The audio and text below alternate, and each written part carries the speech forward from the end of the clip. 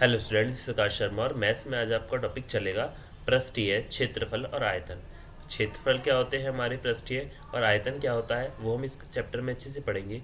तो आइए देखते हैं कि किस प्रकार हमारा पृष्ठीय क्षेत्रफल होता है और हमारे आयतन के बारे में हम पढ़ेंगे कि हमारे किस किस प्रकार के आयतन होते हैं, कितने प्रकार के आयतन होते हैं और उन आयतनों को हम कैसे किन फार्मूलों की सहायता से ज्ञात करते हैं और पृष्ठीय क्षेत्रफल का क्या फार्मूला होता है किसी भी आकृति का या फिर किसी भी जो हमारी चीज़ होती है उनकी जो पृष्ठीय क्षेत्र होते हैं या उनके आयतन होते हैं। कोई भी हमारा गिलास होता है उसका आयतन होता है पृष्ठीय क्षेत्रफल। कोई तंबू होता है उसका क्षेत्रफल कितना है। कोई त्रिभुजाकार कोई चीज़ होती है, कोई हमारी आइसक्रीम होती है उसका कौन होता है, उसका क्षेत्रफल आयतन कितना होता है। ये चीज़ों की हम आइए देखते हैं पृष्ठीय क्षेत्रफल हमारा क्या होता है। पृष्ठीय क्षेत्रफल और आयतन। पृष्ठीय क्षेत्रफल और आयतन। अब देखिए पृष्ठीय क्षेत्रफल क्या है। पृष्ठीय क्षेत्रफल किसी 3D आकृति पर मौजूद सभी फलकों या सतहों के क्षेत्रफल का योग होता है। उदाहरण के लिए घनाभ, घन और बेलनों के पृष्ठीय क्षेत्रफल। ये बात आपको समझ में आई कि जो पृष्ठीय क्षेत्रफल है वो 3D आकृति पर मौजूद सभी फलकों या सतहों पर क्षेत्रफल का क्या होता है, योग होता है। उदाहरण के लिए जैसे हमारा घनाभ हो जाता है, घन होता है या बेलन के पृष्ठीय क्षेत्रफल हमारे आते हैं। तो घन आपका इस प्रकार आ जाता है,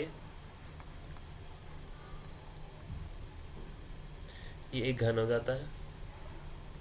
ये बात आपको समझ में आई। और आपका पृष्ठीय बेलन, बेलन आपका इस आकृति का होता है।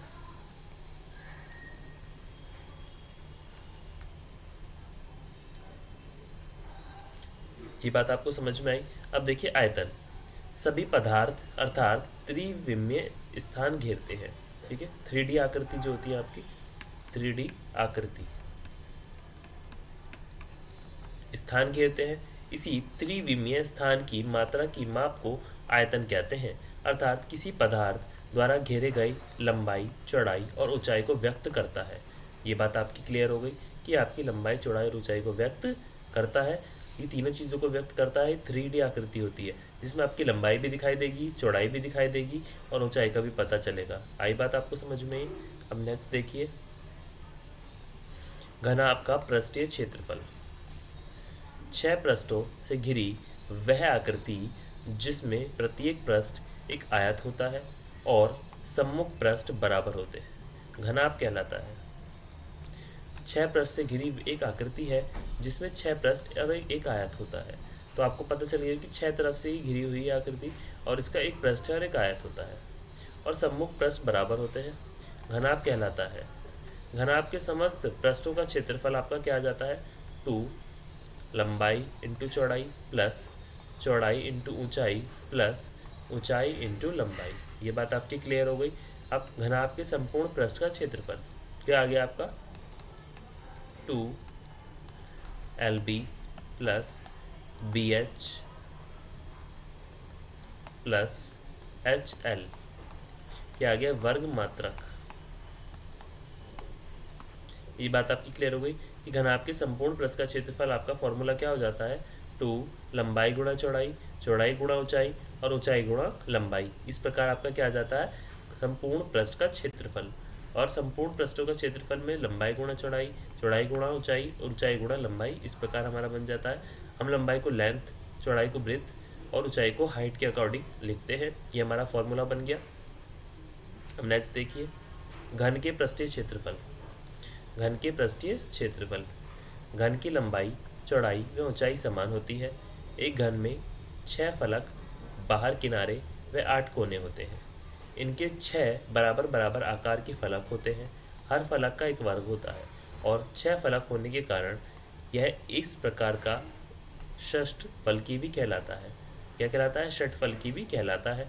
यदि घन का प्रत्येक किनारा या कोर या भुजा ए हो तो उसका पृष्ठीय क्षेत्रफल आपका क्या होगा, 2A इंटू ए प्लस ए इंटू ए प्लस ए इंटू ए, अर्थात 2A² plus A² plus A², अर्थात आपका क्या आ गया,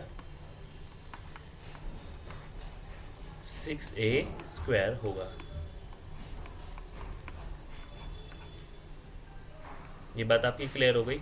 अब घन के संपूर्ण पृष्ठ का क्षेत्रफल आपका क्या आ गया, 6A² वर्ग मात्रक। ये बात आपको समझ में आ गई? क्या हो गया? वर्ग मात्रक। तो प्रत्येक घन का किनारा या कोण या भुजा आपकी ए होगी, तो पृष्ठीय क्षेत्रफल आपका किस प्रकार निकलेगा? तो ए को ए से इंटू करेंगे, लंबाई गुणा चौड़ाई का मानेंगे, इसे ही हम लंबा चौड़ाई गुणा लंबा ऊंचाई मानेंगे, और ऊंचाई गुणा लंबाई इसको ही मानेंगे। तो हमारा इस प्रकार ये बन गया 6a²। और घन के संपूर्ण पृष्ठ का क्षेत्रफल आपका आ जाता है 6a² वर्ग मात्रक। इसको हम किस में लेते हैं? वर्ग मात्रक में। ये बात आपको अंडरस्टैंड होनी चाहिए, अच्छे से समझ में आनी चाहिए।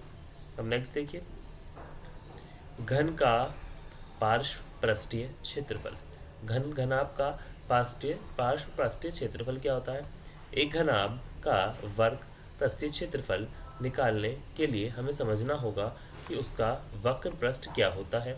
एक घनाभ के वक्र पृष्ठ में ऊपर व नीचे 2 आयतों को छोड़कर बाकी 4 आयत होते हैं। अतः वक्र पृष्ठ निकालने के लिए हमें ऊपर नीचे के आयतों को छोड़कर बाकी 4 आयतों का क्षेत्रफल निकालना होगा। अतः दिए गए 4 आयतों का क्षेत्रफल क्या हो गया हमारा? 2 into breadth into height plus 2 into height into length. तो हमारा क्या बन जाता है? 2 into height into L plus B. तो आपका क्या आ जाता है? घनाभ का पार्श्व क्षेत्रफल क्या आ जाता है आपका? 2 गुणा ऊंचाई लंबाई जमा चौड़ाई। तो 2 गुणा ऊंचाई इंटू लंबाई प्लस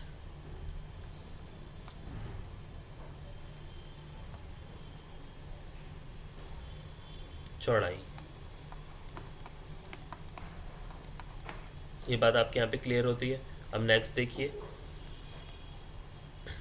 उदाहरण नंबर 1 आपको दिया गया है। मैरी अपने क्रिसमस वृक्ष पर सजाना चाहती है। वह इस वृक्ष को लकड़ी के घनाकार बॉक्स पर रखना चाहती है, जिसे संता क्लॉज के चित्र के साथ एक रंगीन कागज से ढका जाना है। उसका यह जानना आवश्यक है कि उसे कितना कागज खरीदना चाहिए। यदि उपरोक्त बॉक्स की लंबाई, चौड़ाई और ऊंचाई क्रमशः 80 सेंटीमीटर, 40 सेंटीमीटर, 20 सेंटीमीटर है, तो उसे 40 सेंटीमीटर भुजा वाली कागज की कितनी वर्गाकार शीट की आवश्यकता होगी? तो आप देखिए, चूंकि मैरी बॉक्स के ऊपर पृष्ठ को कागज से ढकना चाहती है, इसलिए इस कार्य को के लिए आवश्यक कागज इस बॉक्स के पृष्ठीय क्षेत्रफल के बराबर होगा, जो एक घनाभ के आकार का है। अब देखिए, ये घनाभ आ गया आपका।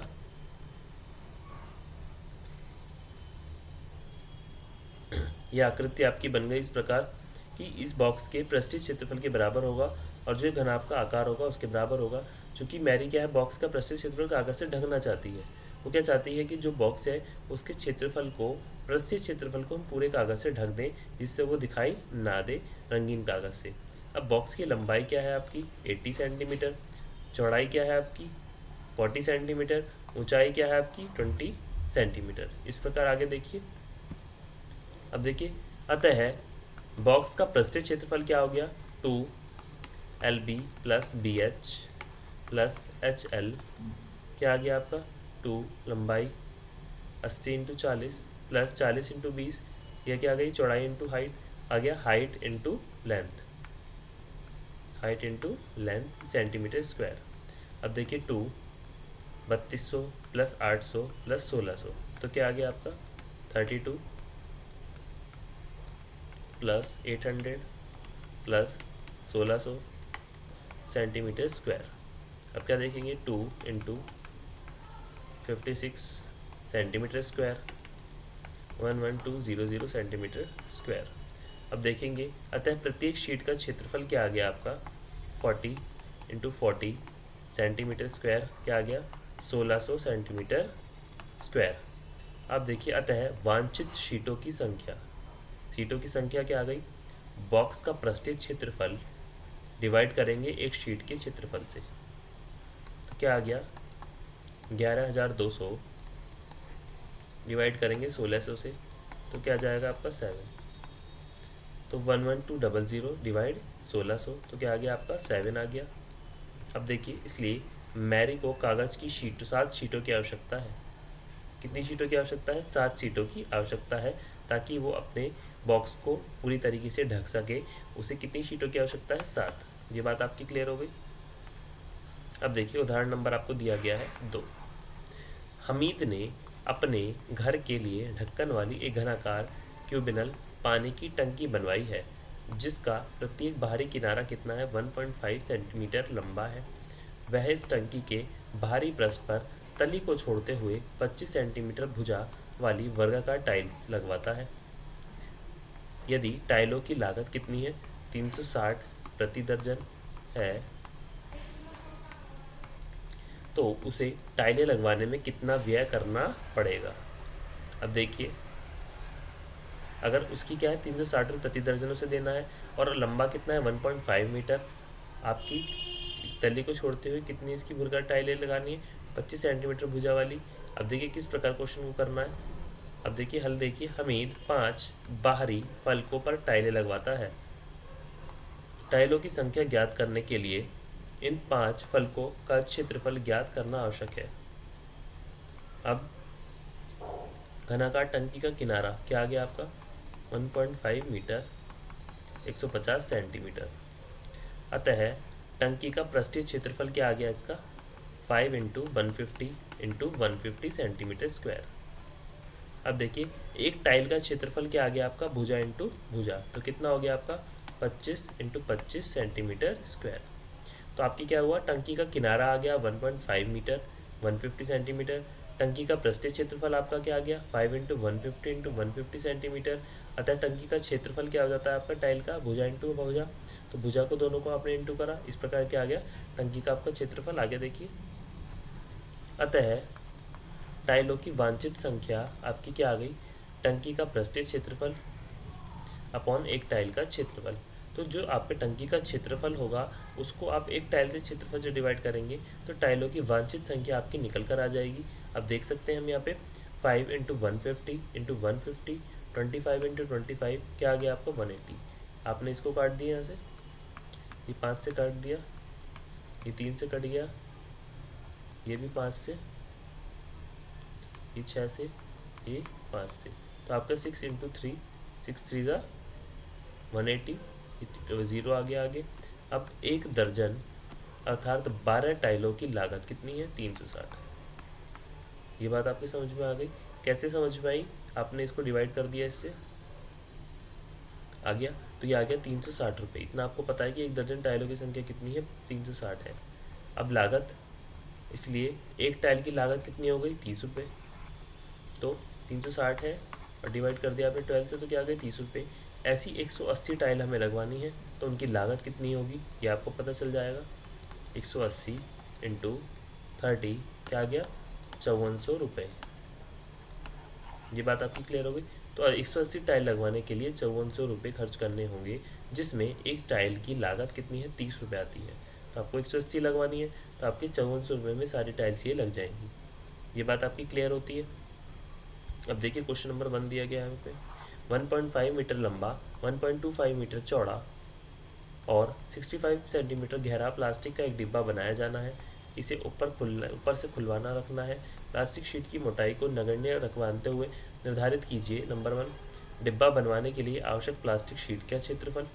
सेकंड, इस शीट का मूल्य, यदि 1 सेंटीमीटर शीट का मूल्य क्या है? 20 रुपये है। अब 1 क्या है? डिब्बे की लंबाई L क्या आ गई आपकी? 1.5 मीटर। चौड़ाई ब्रेथ क्या आ गई आपकी? 1.25 मीटर। चौड़ाई आ गई 65 सेंटीमीटर 0.65 मीटर। डिब्बा बनवाने के लिए आवश्यक प्लास्टिक का क्षेत्रफल कितना है? डिब्बे का कुल पृष्ठीय क्षेत्रफल माइनस ऊपरी भाग का क्षेत्रफल। तो 2 लंबाई गुणा चौड़ाई, पूरा फॉर्मूला लग गया, माइनस LB। तो 2 इंटू 1.5 1.25 प्लस 1.25 इंटू 0.65 प्लस कर लिया हमने और माइनस कर दिया 1.5 को 1.25 से। तो हमारा आ गया 2 1.875 0.8125 0.975, तो हमारे को माइनस करेंगे 1.875 से। तो आपका क्या आ गया? 3 2 के इंटू करेंगे 3.662 से, माइनस करेंगे 1.87, तो आ गया 7.325 माइनस 1.875 क्या आ गया? 5.445 मीटर स्क्वायर। अतः डिब्बा बनवाने के लिए आवश्यक प्लास्टिक का जो क्षेत्रफल है वो हमारा कितना चाहिए? 5.545 मीटर स्क्वायर। अर्थात प्लास्टिक शीट का जो कुल मूल्य है वो कितना आ गया 20 इंटू 5.54 बराबर 109। ये बात आपकी क्लियर हो गई। सेकंड क्वेश्चन, एक कमरे की लंबाई चौड़ाई और ऊंचाई कितनी है ये दे रखी है। ₹7.50 प्रति मीटर स्क्वायर की दर से इस कमरे की दीवारों और छत की पर सफ़ेदी कराने का व्यय कितना होगा ये देखेंगे। कमरे की लंबाई चौड़ाई और ऊंचाई दे रखी है और इसका क्षेत्रफल क्या होता है, कमरों का कुल पृष्ठीय क्षेत्रफल माइनस फर्श का क्षेत्रफल। तो हमने फार्मूला लगा दिया और उसको हमने इसमें पुट कर दी वैल्यूज़। तो हमारा क्या आ गया, 94 में से 20 लेस करेंगे 74 मीटर स्क्वायर। आपका आगे कमरे की दीवार और छत का क्षेत्रफल 75 मीटर स्क्वायर। अतः कमरे की छत की सफ़ेदी कराने का व्यय कितना है 7.50 इंटू 74। तो क्या आएगा 555। ये बात आपकी क्या हो गई, यहाँ पे क्लियर होती है। तो आज हमने क्या सीखा कि हम किस प्रकार से आयतन और क्षेत्रफलों को ज्ञात कर सकते हैं। उससे बेस हमने कुछ क्वेश्चनों को भी करा। आगे का हम नेक्स्ट क्लास में समझते हैं। आज के लिए थैंक यू।